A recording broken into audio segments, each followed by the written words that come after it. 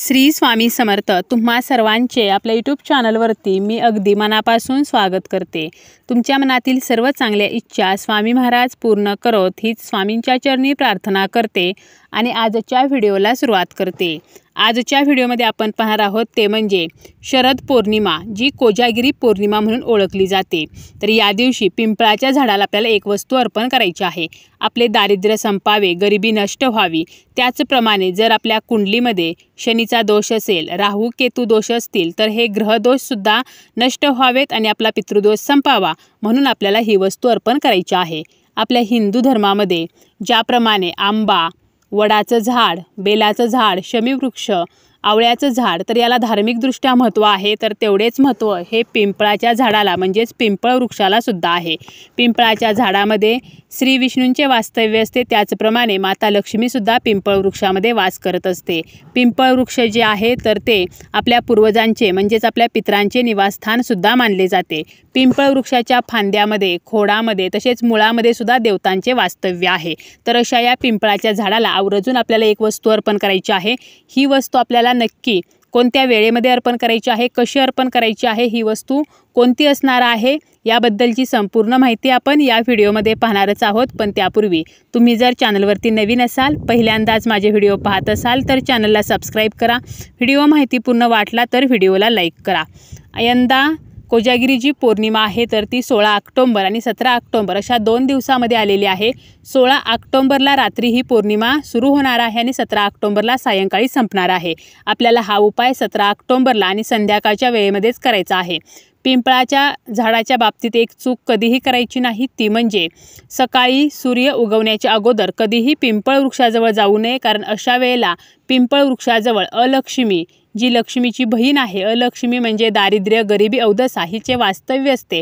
म्हणून आपल्याला कधीही पिंपळाची पूजा करताना ती सूर्य उगवण्याच्या अगोदर करायची नसते, त्यावेळेला आपल्याला त्या झाडाजवळ सुद्धा जायचे नाही। हा उपाय करताना संध्याकाळी 3 सांजेची जी वेळ आहे, माता लक्ष्मी घरात येण्याची वेळ, कारण कोजागिरी पौर्णिमेला आपण लक्ष्मीचे पूजन करत असतो, लक्ष्मी मातेला हा दिवस समर्पित आहे, म्हणूनच लक्ष्मी येण्याच्या वेळेमध्येच आपल्याला हा उपाय करायचा आहे। आपल्याला काय करायचं आहे, एक तांब्याभर पाणी घ्यायचं आहे, त्यामध्ये तुम्हाला थोडंसं चमच्याभर तुम्ही कच्चं दूध घाला किंवा 1 कपभर जरी तुम्ही कच्चं दूध घातलं तरी चालेल। थोडीशी आपल्याला साखर घालायची आहे। असं हे गोड पाणी आपल्याला बनवायचं आहे। त्याचप्रमाणे आपल्याला एक चौमुखी कणकेचा दिवा तयार करायचा आहे। दिवा कणकेचाच तयार करा, कारण कोजागिरी पौर्णिमा आहे आणि काही विशिष्ट तिथींना आपण विशिष्ट प्रकारेच उपाय जो आहे तर तो करायचा आहे। त्यामुळे कणकेचा आणि चौमुखी दिवा तयार करायचा आहे। यामध्ये 4 वाती आपल्याला घालायच्या आहेत आणि तेल घालताना तिळाचं किंवा मोहरीच्याच तेलाचा वापर करायचा आहे। असा दिवा घेऊन आपल्याला त्या पिंपळाच्या झाडाजवळ जायचं आहे। त्यासोबत तुम्हाला आवर्जून एक वस्तू न्यायची आहे, ती म्हणजे तुम्हाला चिमूटभर काळे तीळ घ्यायचे आहेत। काळे तीळ नसतील तर तुम्ही काळे उडीद जे आहेत तर ते घेऊ शकता। पिंपळाच्या झाडाजवळ गेल्यानंतर सर्वप्रथम आपण जो दिवा घेतलेला आहे तर हा दिवा आपल्याला थोडेसे तांदूळ ठेवून त्या ठिकाणी ठेवायचा आहे आणि हा दिवा प्रज्वलित करायचा आहे। दिव्याच्या 4ही वाती प्रज्वलित करायच्या आहेत। दिव्याला हळदी कुंकू, अक्षत आणि फूल अर्पण करून या दिव्याची पूजा करायची आणि अग्नीच्या साक्षीने आपल्याला पिंपळाच्या झाडाची पूजा करायची आहे। यानंतर आपण जे पाणी सोबत आणलेलं आहे तर ते पिंपळ वृक्षाला आपल्याला अर्पण करायचं आहे। हे पाणी तुम्ही गोलाकार प्रदक्षिणा घालत सुद्धा अर्पण करू शकता किंवा एका जागेवरून अर्पण केलं तरी सुद्धा चालेल। आणि याचप्रमाणे आपल्याला पिंपळाच्या झाडाला सुद्धा आपल्याला हळदी कुंकू, अक्षता, गंध अर्पण करायचा आहे, फूल अर्पण करायचं आहे, धूपदीपाने ओवाळायचं आहे आणि आपल्याला नैवेद्य सुद्धा दाखवायचा आहे। परंतु यासोबतच आपल्याला एक वस्तूसुद्धा अर्पण करायची आहे, ती म्हणजे आपल्याला चिमूटभर काळे तीळ किंवा काळे उडीद अर्पण करायचे आहेत। आता हे अर्पण करताना काय करायचं, उजव्या हातामध्ये हे तीळ घ्यायचे आहेत। आपली जी समस्या आहे, जसं की घरामध्ये पैसा टिकू द्या किंवा घरामध्ये ज्या काही पैशाच्या अडचणी आहेत तर त्या नष्ट व्हाव्यात, घरामध्ये पैसा येण्याचे मार्ग जे आहेत तर ते मोकळे व्हावेत, अशी तुमची पैशासंबंधीची कोणतीही इच्छा असेल तर ती बोला, किंवा आपला पितृदोष जो आहे तर तो कमी व्हावा म्हणून तुम्ही प्रार्थना करा, किंवा शनिदोष संपावा, किंवा इतर ग्रहाचा जर आपल्याला त्रास असेल तर तो ग्रहदोष संपावा म्हणून प्रार्थना करायची आणि त्यानंतर हे तीळ आपल्याला अर्पण करायचे आहेत।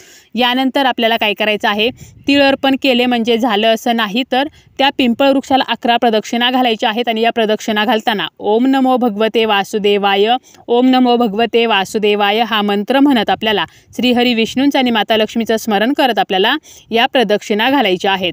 यानंतर आपल्याला काय करायचं आहे, तर पिंपळाचं जे झाड आहे त्याच्या खोडाला आपल्याला स्पर्श करायचा आहे, माता लक्ष्मीचं स्मरण करायचं आहे आणि आपल्या घरामध्ये माता लक्ष्मीने तिचं वास्तव्य कायमस्वरूपी ठेवावं म्हणून लक्ष्मीला प्रार्थना करायची आहे। जेव्हा विष्णू प्रसन्न होतात तेव्हा माता लक्ष्मीसुद्धा प्रसन्न होते, म्हणून आपल्याला विष्णूंना आणि माता लक्ष्मीलासुद्धा प्रसन्न करून घ्यायचं आहे। त्या दोघांनासुद्धा प्रार्थना करायची आहे आणि आपल्याला घरी परत यायचं आहे। आता घरी परत येताना आपल्याला मागे वळून पाहायचं नाही, ही काळजी घ्यायची आहे। पिंपळाच्या झाडाची पूजा केल्यामुळे आपला पितृदोष जो आहे तर तो कमी होतो, शनिदोषसुद्धा कमी होतो। याचप्रमाणे आपल्या घरावरून 7 प्रकारची धान्ये ओवाळून सुद्धा तुम्ही पिंपळाच्या झाडाखाली ठेवू शकता। यामुळे सुद्धा आपले बरेचसे दोष जे आहेत तर ते नष्ट होत असतात। आता पिंपळाच्या झाडाची पूजा केल्यामुळे आपल्याला पितृदोषाचा सामना जो आहे तर तो करावा लागत नाही, कारण पिंपळाच्या झाडामध्ये पूर्वजांचे निवासस्थान आहे आणि पिंपळाची पूजा केल्याने आपले पूर्वज प्रसन्न होत असतात। त्याचप्रमाणे आपला शनिदोष जो आहे तर तो का कमी होतो, तर यामागे सुद्धा एक कथा आहे, मी थोडक्यात सांगते। पिप्लाद ऋषी होते जे पिंपळाच्या झाडाची पाने खाऊन जगले होते। त्यांच्या वडिलांचा मृत्यू जो आहे तर तो शनीच्या त्रासामुळे झालेला असतो आणि जेव्हा त्यांना समजतं की शनीच्या दोषामुळे आपल्या वडिलांना मरण आलेले आहे आणि म्हणूनच आपली ही अवस्था झालेली आहे, तर त्यावेळेला ते त्या पिंपळाच्या झाडाखाली कठोर तपश्चर्या करून ज्ञान प्राप्त करतात आणि शनिदेवांना शिक्षा करण्याचा त्यांचा विचार असतो। त्याच वेळेला शनिदेव जे आहेत तर ते प्रसन्न होतात आणि त्यांना सांगतात की जो कोणी व्यक्ती या पिंपळाच्या झाडाची पूजा करेल तर त्याला शनीचा कोणताही त्रास होणार नाही। पिंपळ वृक्षाची पूजा करणाऱ्या व्यक्तीला मी त्रास देणार नाही आणि म्हणूनच पिंपळाच्या झाडाची पूजा केल्याने शनीचा त्रास जो आहे तर तो होत नाही अशी मान्यता आहे। एकादशी तिथी असेल, पौर्णिमा असेल किंवा अमावस्या असेल आणि शनिवार असेल तर अशा दिवशी आपण आवर्जून पिंपळाच्या झाडाची पूजा जी आहे तर ती नक्की करावी आणि पिंपळ वृक्षाला काळे तीळ किंवा काळे उडीद हे आवर्जून अर्पण करावेत। त्याचप्रमाणे पिंपळाच्या झाडाखाली मोहरीच्या तेलाचा दिवा लावायला किंवा तिळाच्या तेलाचा दिवा लावायला आपल्याला विसरायचं नाही।